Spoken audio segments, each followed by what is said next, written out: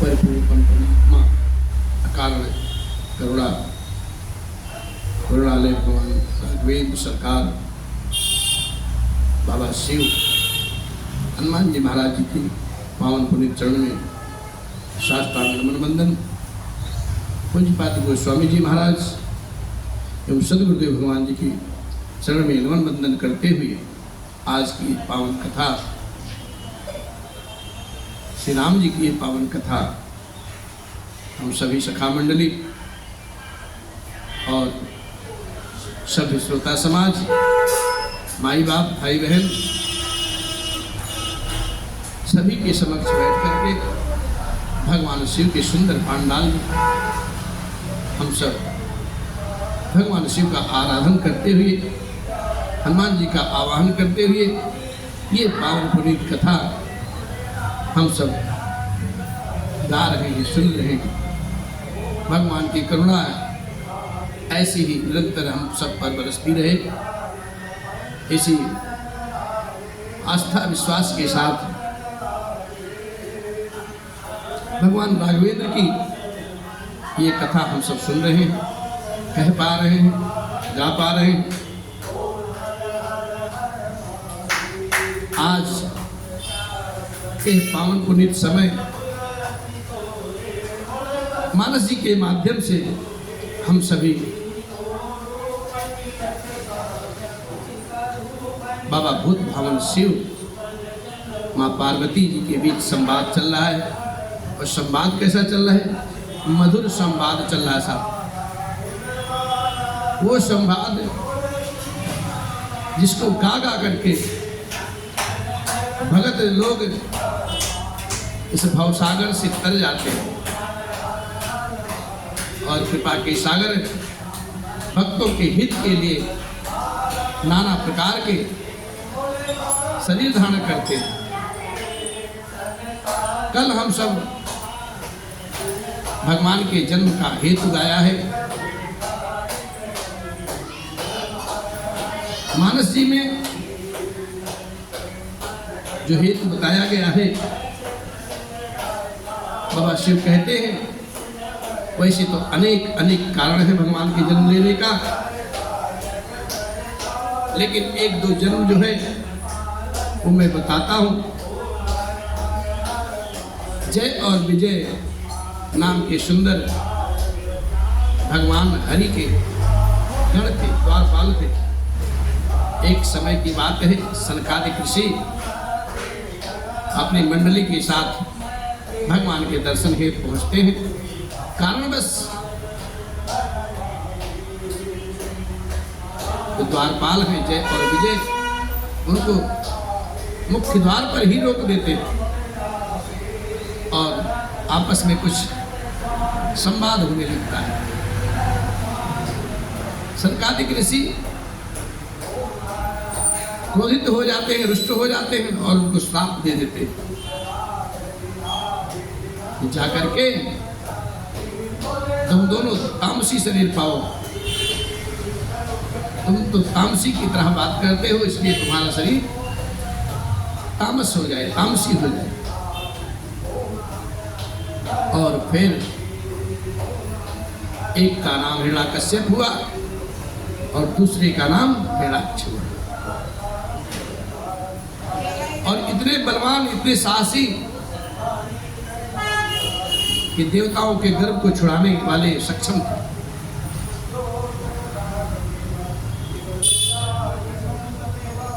वे युद्ध में वीर विख्यात थे साहब। इनमें से एक हिरण्याक्ष को भगवान ने 12 रूप धारण करके उसको मारा है, अंत किया है। और दूसरे को हिरण्याकश्यप को नरसिंह रूप धारण करके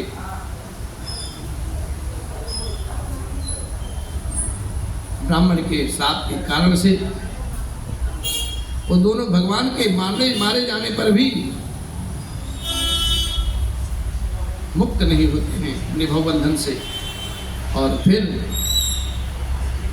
एक समय में दोनों राक्षस रावण और कुंभकर्ण के नाम से विख्यात होते हैं। बड़े ही साहसी और बलवीर राक्षस। जिन्हें सारा जगत जानता है। विप्र का श्राप जो होता है कभी खाली नहीं जाता, मिथ्या नहीं जाता। और विप्र कैसा है? सनकादिक ऋषि जी जैसा। खेल खेल में अगर कोई बात कह देते हैं तो साहब वो अमोघ है। भगवान अपने भक्त की इच्छा पूरी करने के लिए चाहे कितना कष्ट सहना पड़े भगवान को, सारे काम करते हैं। और फिर हिरण्याकश्यप और हिरण्याक्ष दोनों को गति नहीं मिलती है और 3 जन्म तक वो भटकते रहते हैं। एक समय की एक कल्प की बात है, कश्यप ऋषि अदिति मैया अवध की राजधानी, उनके वंश में दशरथ और कौशल्या नाम के राजा रानी उत्पन्न होते हैं और उन्होंने नाना प्रकार की तपस्या की है। उनके चरित्र अपार हैं, पवित्र हैं। और उसी युग में एक दैत्य जालंधर के नाम से उत्पन्न होता है और उसके उत्पात से, उसके अत्याचार से सारा जगत त्राहि त्राहि करने लगता है। लेकिन उस दैत्य राज की जो स्त्री थी, परम नारी व्रत सती थी, पतिव्रता थी। एक समय की बात है, भगवान शिव भी उससे हार गए। श्री हरि ने छल से उसकी नारी के शील को भंग किया है और फिर जब नारी के शील को भंग होता है तब वो नारी भगवान को क्रोध में आकर के श्राप दे देती। लीलाओं के भंडार गोपाल हरि ने उस स्त्री के श्राप को प्रमाणित करने के लिए स्वीकार किया है और वही जलंधर उस कल्प में रावण हुआ सा, जिसे श्री रामचंद्र जी ने युद्ध में उसका अंत कर दिया, परम गति दिया। भगवान नाना प्रकार के जन्म लेते हैं। एक समय की बात है कि नारद जी महाराज नारायण नारायण जपते हुए आकाश मार्ग से जा रहे थे। रास्ते में उनको सुंदर परम रमणीय एक गुफा दिखाई पड़ती है। वहां उतरते हैं और उस गुफा की छवि मनोहारी होती है, त्रिविध ताप को हरने वाली होती है। सुहावनी निर्मल हितकारी हवा सुगंध बहती है। नारद जी महाराज भगवान के परम भक्त ने सोचा ये पूजा के अनुकूल यह स्थान उत्तम है। उन्होंने वहाँ पे साधना करना प्रारंभ किया। नारद जी महाराज समाधि में पहुँचते हैं। सारे देवता फिर व्याकुल हो जाते हैं और फिर कामदेव को भेजते हैं। कामदेव नाना प्रकार के उपाय करते हैं लेकिन नारद जी का समाधि भंग नहीं कर पाते। और फिर नारद जी को प्रणाम करते हुए कामदेव वहाँ से चले जाते हैं। यहीं से एक कथा आगे बढ़ती है। नारद जी महाराज को अभिमान हो जाता है, ब्रह्मा जी को बताते हैं, भगवान शिव को बताते हैं। लेकिन जब भगवान हरि को ये बात बताते हैं तो उन्होंने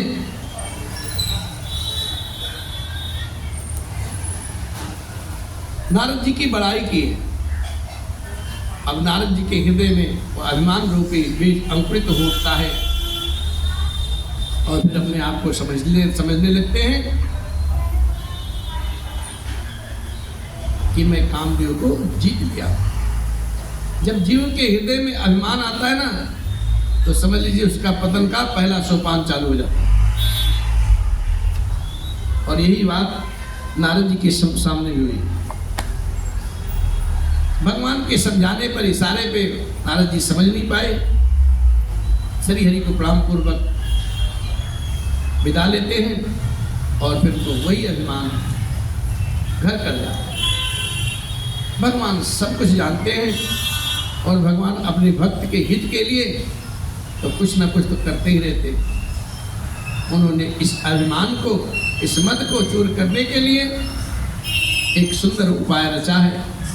रास्ते में एक सुंदर नगर का निर्माण करते हैं भगवान माया से, और वहाँ का राजा श्री निधि महाराज जी होते हैं। उनकी सुंदर कन्या होती है और उस कन्या का स्वयंवर आयोजित किया जाता है।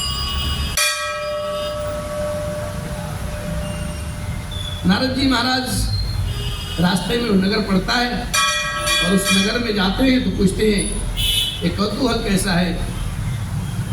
बोले कि राजा जी के घर एक सुंदर कन्या है, उसी का स्वयंवर का आयोजन बनाया जाता है। नारद जी महाराज कौतूहलवश राजा जी के घर पहुंचते हैं और श्री निधि राजा जी ने नारद जी का यथोचित स्वागत सत्कार किया है, सुंदर आसन पर विराजित किया है और जिज्ञासावश अपनी बिटिया को बुलाते हैं और कहते हैं भगवान आप तो ज्योतिषाचार्य हैं, तीनों युगों की बातें आप जानते तो कालज्ञ हैं, मेरी बिटिया के गुण दोष लक्षण को विचार करके करिए। नारद जी महाराज जब हस्तरेखा पढ़ते हैं तो सारी रेखाएं पढ़ के अपने हृदय में ही रख लेते हैं और उस रूपवती कन्या को देखते ही वो मोहित हो जाते हैं। यहाँ से काम और भगवान की माया व्याप्त होने लगती है और अपने मन में विचार करते हैं कि कन्या जिसको मिलेगी वो अजेय होगा, प्रतापी होगा, सब कुछ लक्षण पढ़ लेते हैं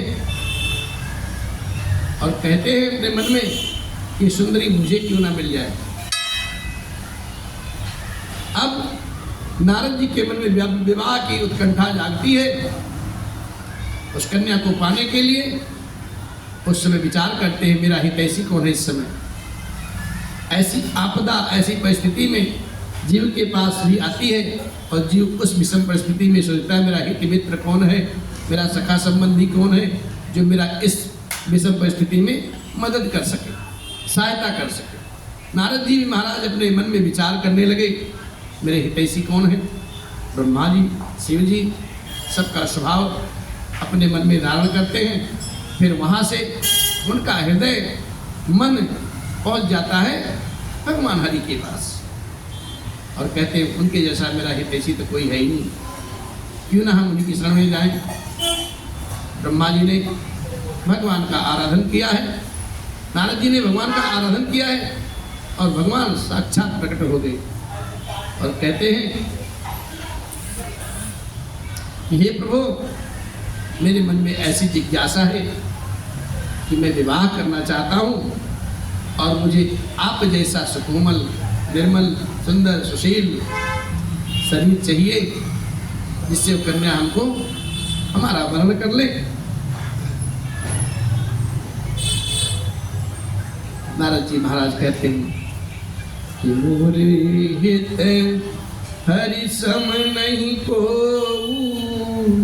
यही अवसर सहाय सोई हो जही विधि नाथ कोई हित मोरा करम सुबेगी दास में तोरा निज माया बल देखी विशाला यह सी बोले दीन दयाला। हे नाथ जिस प्रकार से मेरा कल्याण हो आप वही यत्न शीघ्र ही कीजिए। मैं आपका दास हूँ प्रभु, आपकी माया का बल विशाल देख करके हे दीनदयाल भगवान मन ही मन भगवान मुस्कुराए और समझ गए नारद जी के साथ अब क्या होने वाला है। और नारायण हरि मुस्कुरा करके मधुर स्वर में बोलते हैं हे नारद मैं आपका जिस कारण से, जिस मार्ग से आपका परम हित होगा, परम कल्याण होगा, मैं वही काम करूंगा, दूसरा कुछ नहीं। जेहि विधि होई परम हित, नारद सुनहु तुम्हार, सोई हम करब न आन कछु, बचन न मृषा हमार। हे नारद जी सुनो, जिस प्रकार से आपका परम हित होगा हम वही कार्य करेंगे, दूसरा कुछ नहीं। हमारा वचन असत्य हो ही नहीं सकता। नारद जी महाराज माया के वशीभूत भगवान की रहस्यमयी वाणी समझ नहीं पाते हैं और फिर हाथ जोड़ करके भगवान के श्री चरण में लौट जाते हैं। यहाँ भगवान और भक्त की विशेषता जो लिखी गई है, पूज्यपाद गोस्वामी जी महाराज कहते हैं कि जिस प्रकार से एक चिकित्सक अपने रोगी की सेवा करता है, चिकित्सा करता है, और रोगी को अच्छा नहीं लगता, लेकिन डॉक्टर चिकित्सक समझता है इसको कौन सा पथ्य दिया जाए, कौन सी दवा दिया जाए और इसके शरीर की रक्षा की जाए, और फिर वो डॉक्टर, वो चिकित्सक उसी के अनुसार, उसके हित के अनुसार उसकी दवा करता है, उपचार करता है। भगवान भी ऐसे ही है महाराज।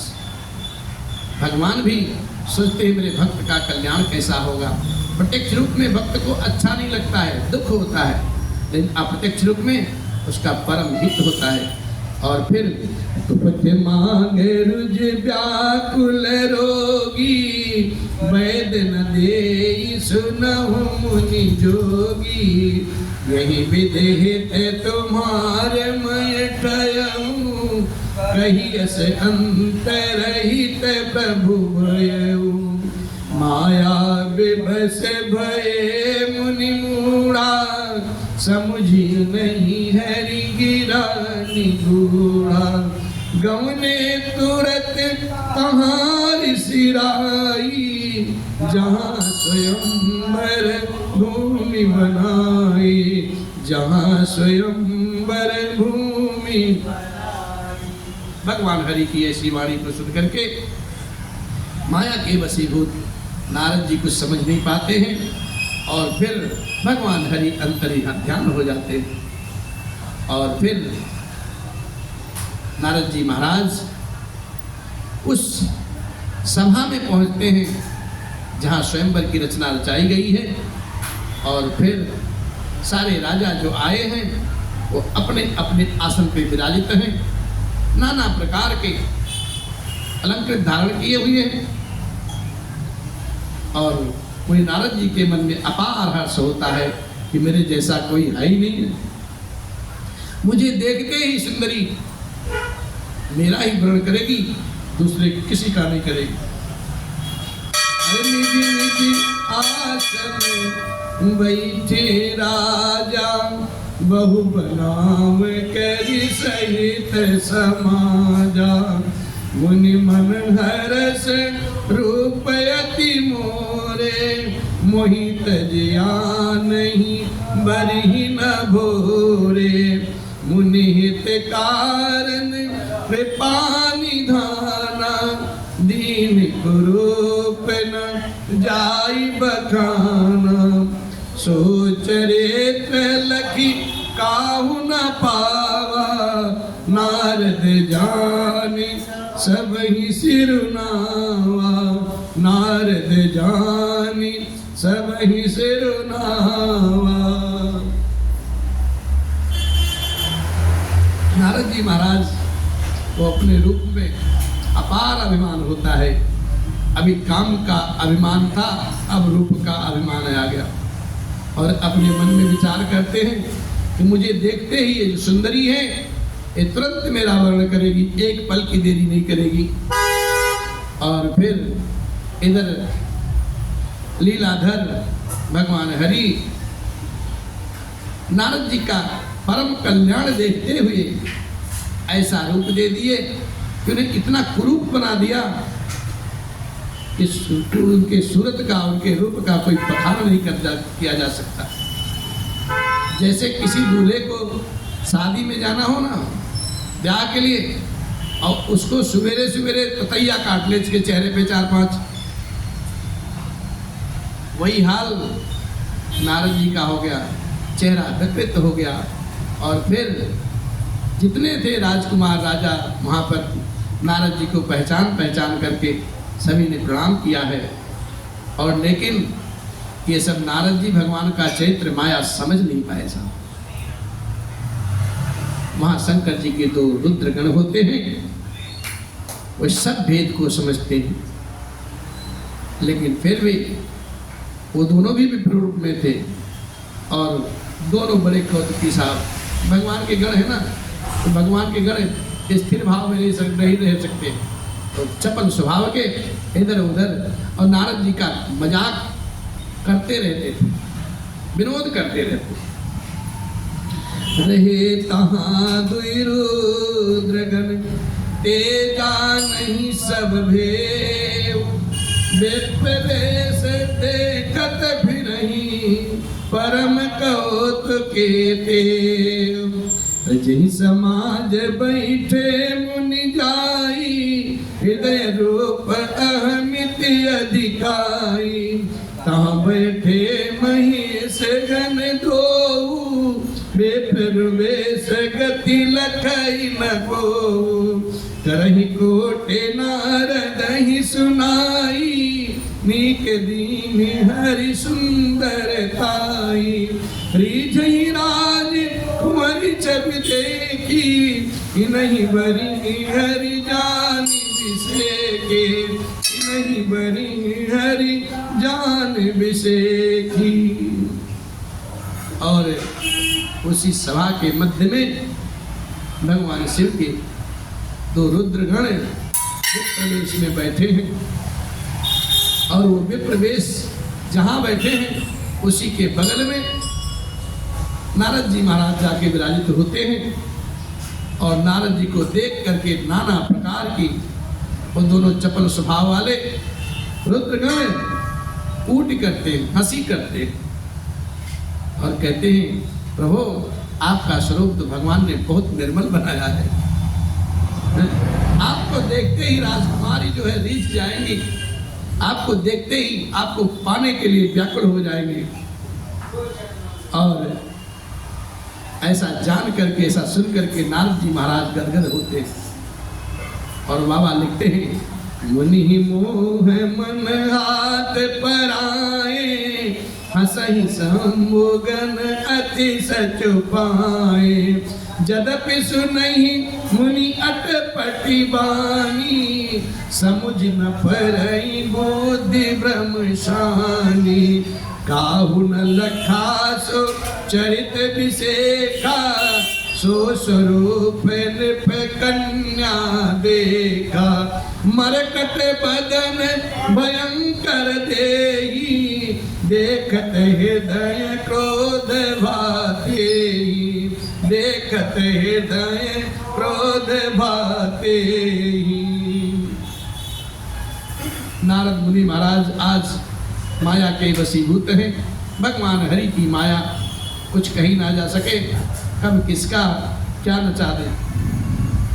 नारद जी महाराज को मोह तो हो रहा है, क्योंकि उनका मन दूसरे के हाथ में पड़ गया, माया के बस में हो गया था।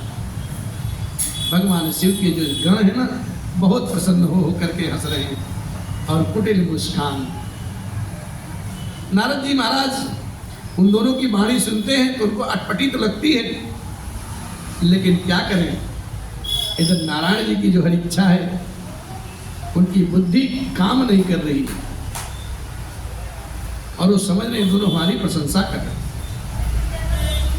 इस विशेष चरित्र को किसी ने जाना नहीं साहब, सिर्फ वो 2 गण ही जानते हैं और कोई नहीं जानता।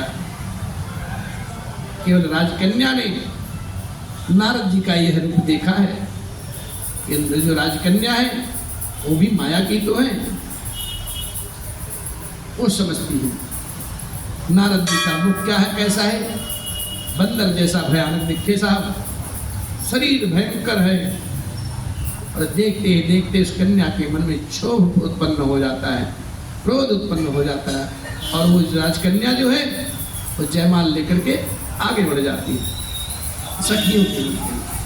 बाबा लिखते भी इसी भाव में, सखी संग ले कुंवरी तब चली जनुराज मराल, देखत फिरई महीप सब कर सरोज जयमाल, देखत फिरई महीप सब कर सरोज जय।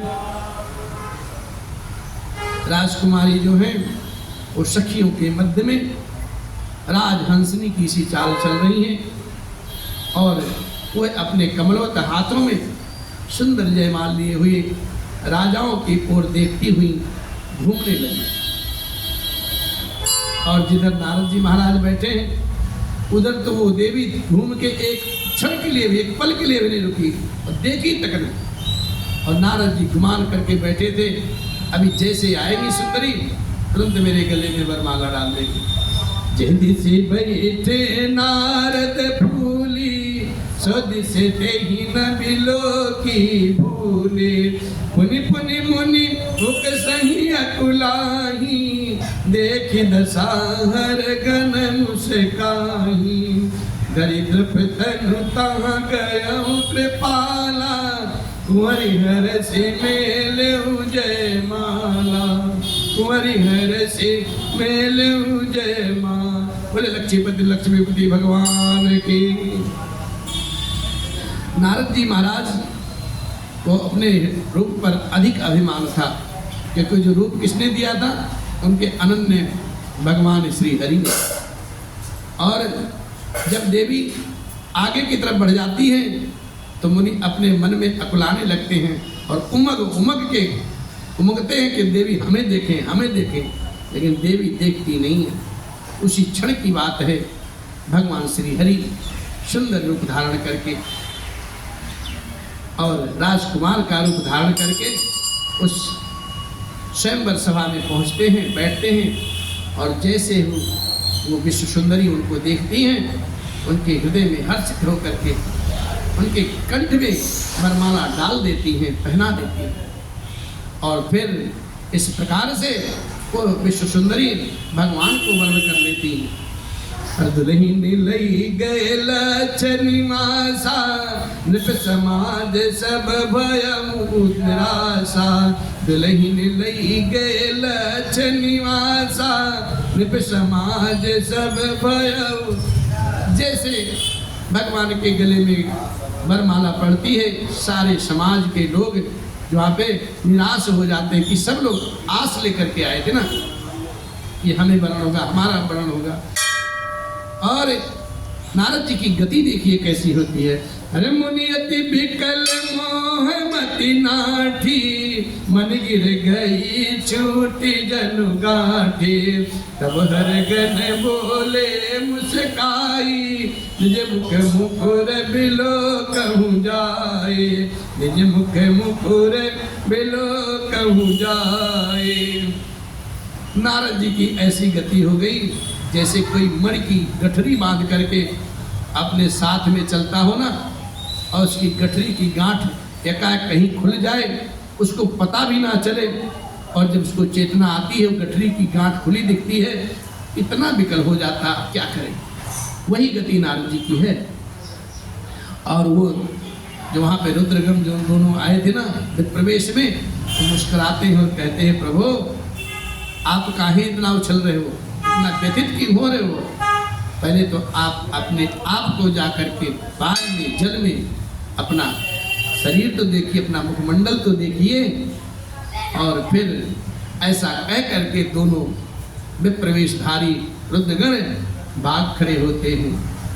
अब उनके हृदय में दुख हो, भय होने लगता है। लेकिन नारद जी महाराज जब अपने आप को बारी में निहार करके, पानी में निहार करके देखते, अपने रूप को, अपने वेश को देख करके नारद जी महाराज अत्यंत क्रोधित हो जाते हैं और उस क्रोध के आवेश में आकर के भगवान को ही श्राप दे देते हैं। अरे अस कहीं दो भागे भय भारी, बदन देखे मुनि बारी निहारे, देश बिलो के क्रोध अति बाड़ा, दीन नहीं सराप दीन अति गाड़ा, दीन सराप दीन अति।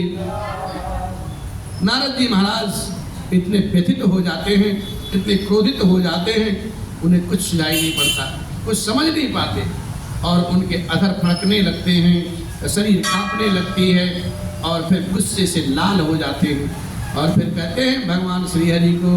अरे पहले भगवान श्री हरि को नहीं बोलते हैं, पहले उनको बोलते हैं भगवान के जो दुरुद्रगण आए हैं और विप्र रूप में, जिन्होंने नारद जी का बहुत अपमान किया है, उनके रूप का बखान किया है, उन दोनों को फड़कती हुई वाणी से बोलते क्या, अरे हो निशाचर जाई तुम कपटी पापी दो, हंस हूँ मई सोले फल बहुरे हंस हूँ मुनि को, हंस हूँ मई सोले फल बहुरे हंस हूँ मुनि को।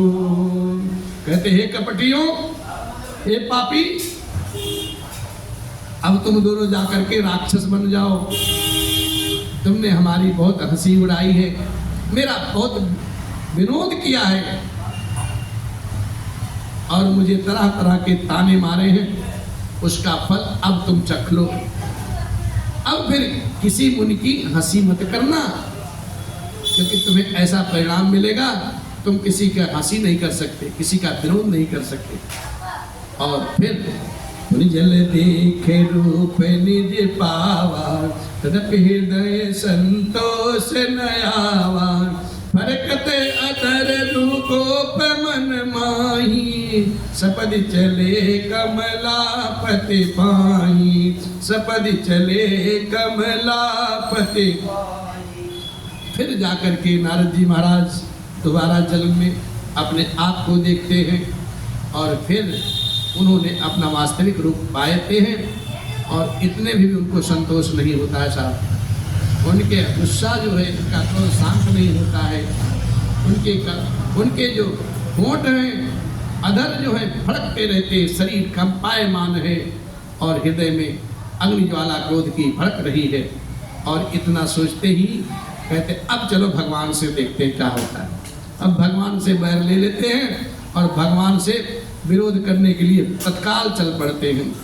रास्ते में घटना क्या होती है और सोचते हैं कि दई हूँ श्राप के मरी हूँ जाही और जगत मोरे उपहास। जिन्होंने मेरा जगत में उपहास करा दिया, मुझे मजाक का पात्र बना दिया, हंसी का खिलौना बना दिया, उनको मैं छोड़ूंगा नहीं।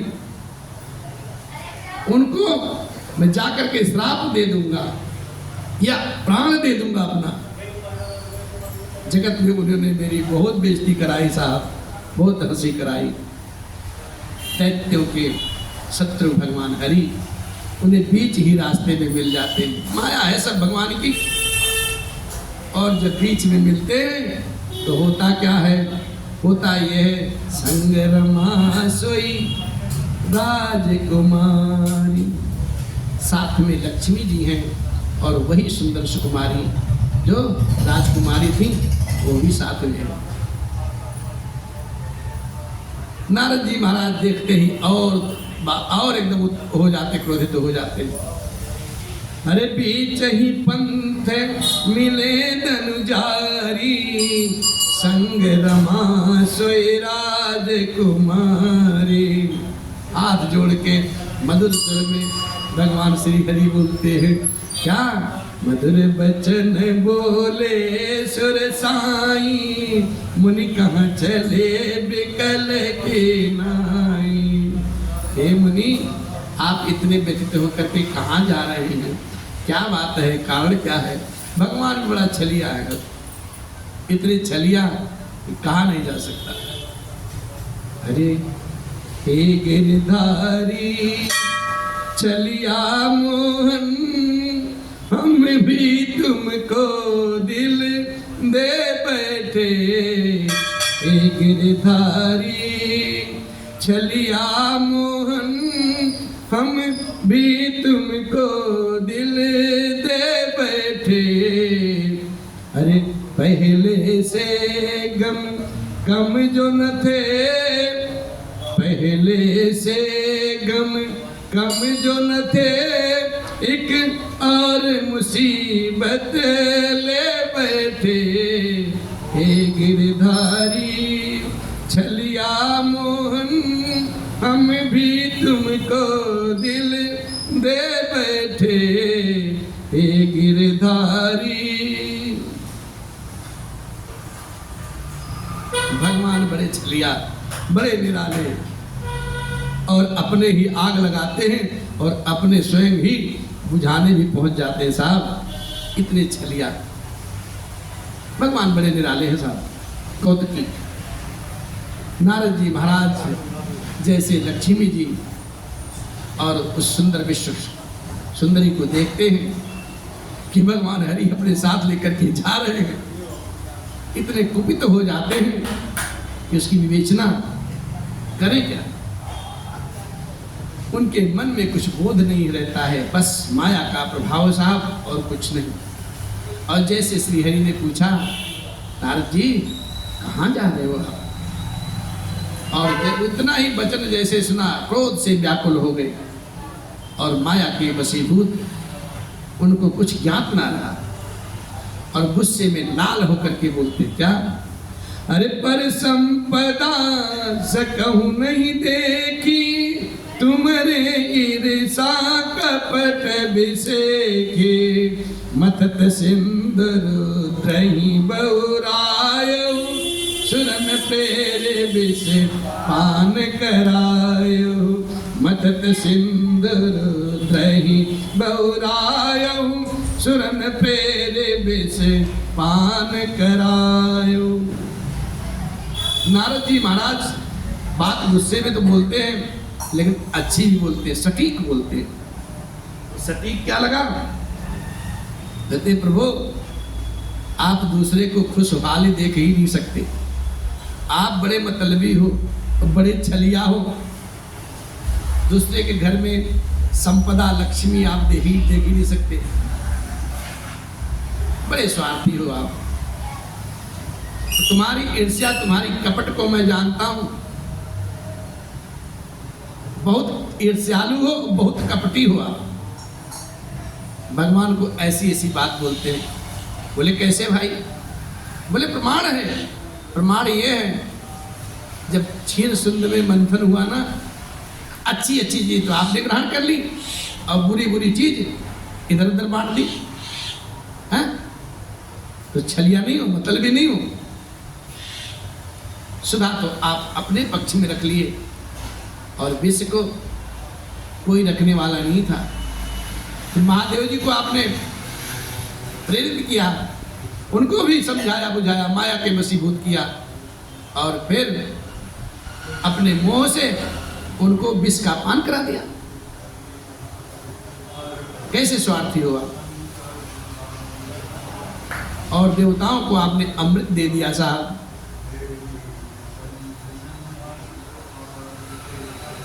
और असुरों को क्या दिया आपने? असुर सुरा विष संकर, असुरों को मदिरा दे दिया और भगवान शिव को विष दे दिया। अपने आप को आपने अमृत रख लिया और जितनी मणियां थी जो वहां पे लक्ष्मी जी निकली वो भी आपने अपने पास रख ली। इतने मतलबी। असुर सुरा विष संकर, आपुरमा मणि चारु। स्वार्थ साधक कुटिल तुम, सदा कपट व्यवहार। बहुत बड़े कपटी हो, आपका स्वभाव ही कपटी का है, स्वार्थी है, धोखेबाज हो, मतलबी हो और सदा कपट का व्यवहार करते हो। और फिर नारद जी आगे कहते हैं, परम स्वतंत्र न सिर पर कोई, भाव ही मन ही करहूँ तुम सोए। भल ही मंद मंद ही भल करहूँ, विस्मय हरस नहीं कछु धरहूँ। डांट की डाकी पर चेहु सब काऊ, अति असंक मन सदा उछाऊ। कर्म शुभाशुभ तुम ही न बाधा, अब लगे तुम ही न काहू साधा। भले भवन अब बायन दीना, पाओगे फल आपन कीना। भले भवन अब बायन दीना, पाओगे फल आपन कीना। नारद जी महाराज और कहते हैं, आप इतने हो, इतने अपने मन को आप बन चढ़ू हो कि दूसरे की बात नहीं सुनते। क्यों नहीं सुनते? आपके सर पर कोई सरपरस्त नहीं है। इसलिए जिसके घर में माँ बाप नहीं है, माँ बाप का साया नहीं है, तो वो लड़का या पुत्र अपनी मनमानी करता है साहब। वही बात नारद जी महाराज कहते हैं, आपके सर पे कोई सरपरस्त नहीं है, इसलिए आप अपने मन का ही करते हो और फिर जो जो मन में आता है आपको वही करते, स्वच्छंदता से आप रहते हो और भले को बुरा और बुरे को भला कर देते हो। आप उल्टा ही करते रहते हो। आपके हृदय में ना हर्ष है ना विषाद है, कुछ भी आप लेके नहीं आते। नारद जी महाराज गुस्से में बिल्कुल क्रोधित अवस्था में भगवान को तरह तरह की बातें सुनाते हैं और कहते हैं कि सबको ठग ठग करके आप परख गए हो। परख मतलब आपकी आदत खराब हो गई है, ठगी बन गए हो। परख हमारे अवध का भाषा साहब, कि खाते खाते परख गए हो ना, फिर ही क्या, जब मेहनत करोगे तो पता चलेगा। तो आप अत्यंत निडर हो गए हो, इसी से ठगने के काम में सदा आपका मन लगा रहता है, इसी काम में आपका उत्साह बढ़ा रहता है। शुभ अशुभ कर्म करते हुए आपको बाधा नहीं आती। अब तक तुमको किसी ने ठीक से किया, ठीक नहीं किया, लेकिन आज मिल गए हो लाइन पर, आज मैं छोड़ूंगा नहीं, आज मैं सही कर दूंगा, ठीक कर दूंगा, और जो कर्म किया है आपने उसका फल आपको अवश्य मिलेगा, अवश्य मिलेगा। नारद जी की ऐसी बात सुन करके श्री हरि महाराज, भगवान श्री हरि विष्णु जी महाराज बिल्कुल निर्मल भाव से सुन रहे हैं। माया तो उन्हीं की है, रचना उन्हीं की है, और बस हम तो निमित्त मात्र है साहब। और कहते हैं आपने आज अच्छे घर बहना भेज दिया है। बहना मतलब क्या होता है भैया? बहना मतलब किसी के घर शुभ घड़ी का संदेश भेजना। हाँ, और मेरे जैसे जबरदस्त आदमी से छेड़खानी की है आपने। आज छोड़ूंगा नहीं, आज आपको रौंद दूंगा। अतः आप अपने किए का फल अवश्य ही भोगोगे। जिस शरीर को धारण करके तुमने मुझे ठगा है ना, क्या बात बोले भगवान। नारद जी महाराज एकदम सटीक बात बोल रहे हैं। कहते हैं जिस शरीर को धारण करा के आपने मुझे ठगा है, तुम भी वही शरीर धारण करो, और यह मेरा श्राप है। जिस शरीर को धारण करके तुमने मुझे ठगा है, तुम भी वही शरीर धारण करो, यही मेरा श्राप है। नारद जी की श्राप वाणी सुन करके भगवान अंगीकार करते हैं, और नारद जी फिर भी चुप नहीं है। विष्णु जी महाराज बिल्कुल शांत स्वभाव सुन रहे हैं और कहते हैं नारद जी कि कपिया कृते तुम कीन हमारी, करी नहीं कीस सहाय तुम्हारे। मम अपकार कीन तुम भारी, नारी विरह तुम हो दुखारी। नारी विरह तुम हो दुखारी। और तुमने हमारा जो रूप बंदर का जैसा बना दिया ना, इससे बंदर ही तुम्हारी सहायता करेंगे। और मैं जिस स्त्री को चाहता था उससे मेरा वियोग करा करके तुमने मेरा बड़ा अहित किया है। इससे तुम भी स्त्री के वियोग में दुखी होगे, जिस प्रकार से मैं दुखी हुआ हूँ। नारद जी की महाराज ऐसी बाणी सुनते हैं। विष्णु जी महाराज लक्ष्मीपति, बिल्कुल शील स्वभाव है उनका, सहज सुंदर सावर, उसी भाव से उस श्राप को अंगीकार करते हैं। साप शेष धरि हर सिंह प्रभु बहु विनती की, निज माया के प्रबलता कर से कृपा निधि।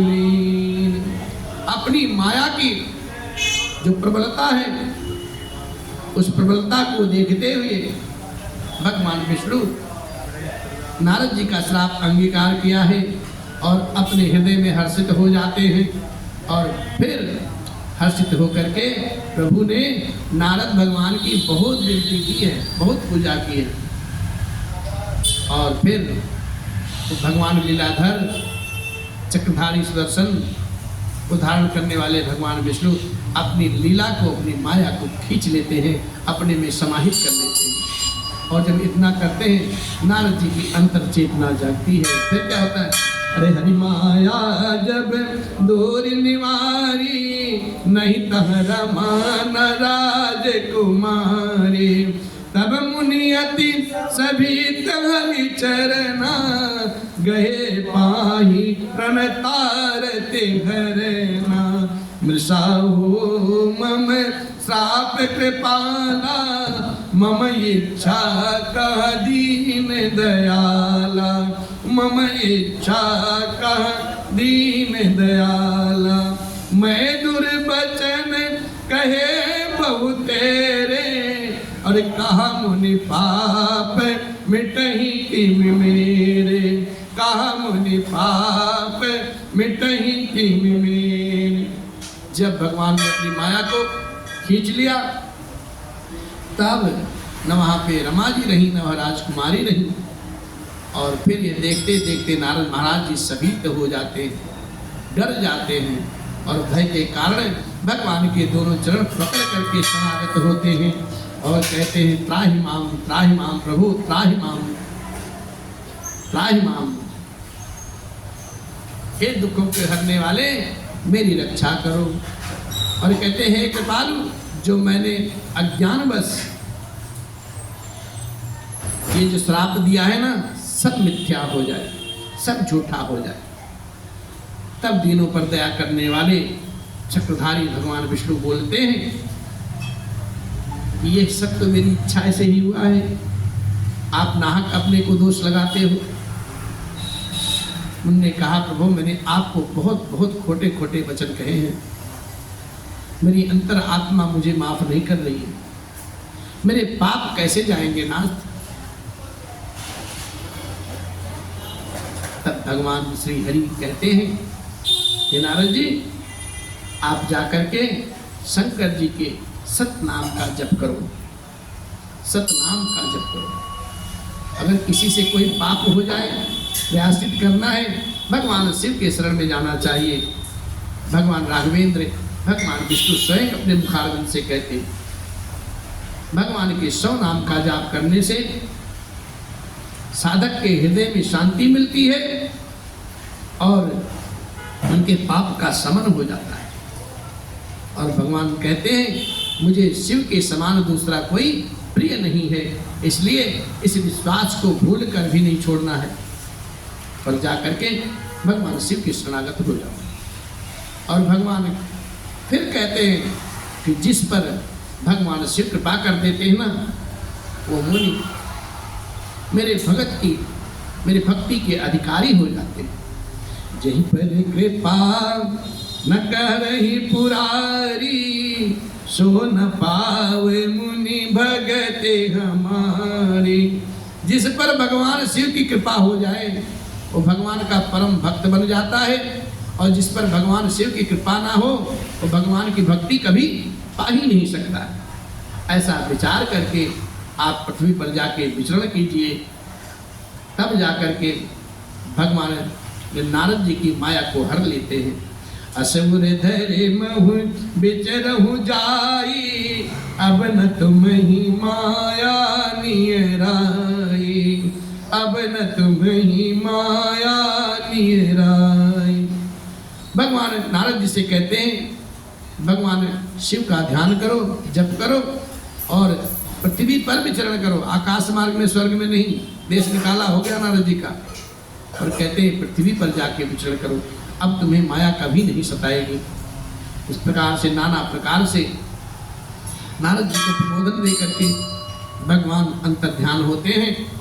बहुविधि मुनि प्रबोधि प्रभु तब भय अंतर ध्यान, सत्यलोक नारद चले करत राम गुणगान। सत्यलोक नारद चले करत राम गुणगान। ब्रह्मलोक को नारद जी जाते हैं और कुछ समय काल बाद फिर पृथ्वी पर आके विचरते, जैसा कि भगवान ने उन्हें समझाया था। और फिर अब क्या करें, जब रास्ते में नारद जी महाराज जा रहे थे, फिर वही दोनों गण मिल गए और हाथ जोड़ करके नारद जी के चरण पकड़ लेते हैं। हरिगण मुनि जात पथ देखी, विगत मोह मन हरस बिसेखी। अति समीत नारद पहियाए, गही पद आरत बचन सुनाए। हरिगण हम न बेप्र मुनि राया, बड़े अपराध के न फल पाया। श्राप अनुग्रह करहु कृपाला, बोले नारद दीन दयाला। निश्चर जाई होहि तुम दोऊ, वैभव विपुल तेज बलहु। भुज बल विश्व जितब तुम जहिया, हरिहु विष्णु मनुज तनु कहिया। समर मरण हरि हाथ तुम्हारा, होई अहि मुकुत न पुनि संसारा। चले जुगल मुनि पद सिर नाई, भय निशाचर काल ही पाई। भय निशाचर काल ही पाई। नारद जी महाराज सत्यलोक को जाते समय भगवान शिव के दोनों गण रास्ते में मिल जाते हैं, और जब दोनों नारद जी को देखते हैं, डरते डरते नारद जी के शरण में जाते हैं और दोनों चरण को पकड़ लेते हैं नारद जी की, और बड़े आर्त भाव से कहते हैं, प्रभु हमसे बहुत बड़ी गलती हो गई है, हम विप्र नहीं हैं, हम तो भगवान के शिव के दो रुद्र गण हैं, हम विप्र नहीं है प्रभु, हमने बहुत बड़ा अपराध किया है और अपराध करके वो फल हमने पाया है। हे प्रभु, आपने जो मुझे श्राप दिया है वो मेरा श्राप विफल कर दो प्रभु। आप तो कृपालु हैं और सब पे अपनी करुणा बरसाते रहते हैं। नारद जी का स्वभाव ही ऐसा है। नारद जी महाराज दोनों को देखते हैं और आर्त वचन सुन करके उन दोनों के नारद जी महाराज दीन भाव में कहते हैं, एकदम कहते क्या है कि भैया देखो, हमने जो श्राप दिया वो श्राप तो अटल है, वो श्राप जा ही नहीं सकता। बोले प्रभु मेरा उद्धार कैसे होगा? नारद जी ने कहा कि आप दोनों राक्षस हो गए, तुमने महान ऐश्वर्य की प्राप्ति होगी, तेज और बल की प्राप्ति होगी, और तुम अपनी भुजाओं के बल से सारे जगत पर अपना साम्राज्य स्थापित कर लोगे, जीत लोगे, और इतना अत्याचार कर दोगे कि धरती मैया भी त्राही त्राही करने लगेंगी। तब तुम्हारे उस अत्याचार को देखने के अंत करने के लिए, तुम्हें देखने के लिए भगवान विष्णु मनुष्य तन धारण करेंगे, मनुष्य शरीर धारण करेंगे। उस समय तुम में और भगवान में, राक्षस और नारायण में संग्राम होगा, और जब संग्राम होगा तुम पर विजय पाएंगे, भगवान तुम्हारा वध करेंगे, तब तुम्हें जाकर के परम गति मिलेगी। ऐसा समझाया। और कहते हैं जब ऐसा संवाद दोनों गण और नारद जी के मध्य में होता है, दोनों संतुष्ट हो जाते हैं। फिर नारद जी के चरण में अपना सर रख करके विदा लेते हैं और फिर चले जाते हैं। काल की गति देखिए साहब, धीरे धीरे धीरे धीरे दोनों जुगल अपने शरीर को छोड़ते हैं और कालवश फिर राक्षस योनि में जन्म लेते हैं। ये आज की कथा जो है आज यहीं तक है। आज विराम लेगी कथा, फिर आगे भगवान की इच्छा रही कल फिर कथा कहेंगे। और फिर मैया से बाबा शिव कहते हैं एक कल्प यही है तो प्रभु लेन मनुज अवतार, सुर रंजन सज्जन सुखद हरि भंजन भूमि भार। देवताओं को प्रसन्न करने वाले, सज्जनों को सुख देने वाले भगवान श्री हरि, पृथ्वी का भार हरण करने वाले भगवान ने एक कल्प में इसी कारण से ये मनुष्य का अवतार लिया था।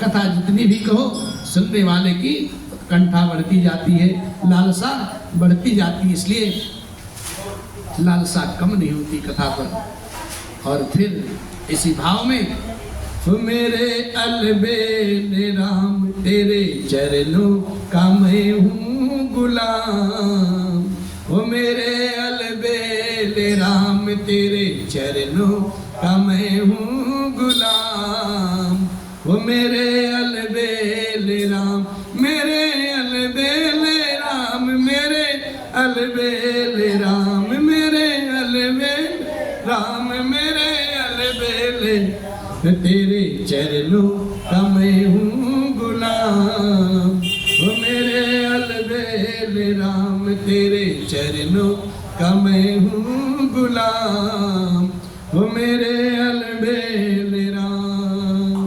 बोले राघव सरकार की।